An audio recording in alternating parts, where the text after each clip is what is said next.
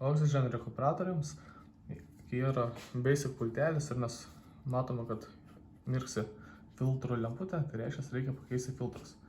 Mes ką tik filtrus pakeitėme ir dabar kaip reikia atnaujinti laikmatį, kad iš naujo pradėtų skaičiuoti tą filtrų užsikimšimą.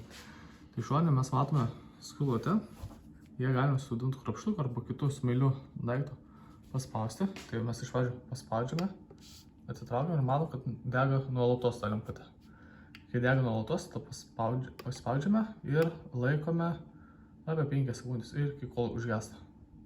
Užgęsta, atitraukiame ir čia parodo, kad mums Oxygen filtrai jau restartavosi. Dar kartą primenu, paspaudžiame, trumpai paspaudžiam, atleidžiame, nuolatos pradeda degti, tada vėl spaudžiame ir kol užgęsta.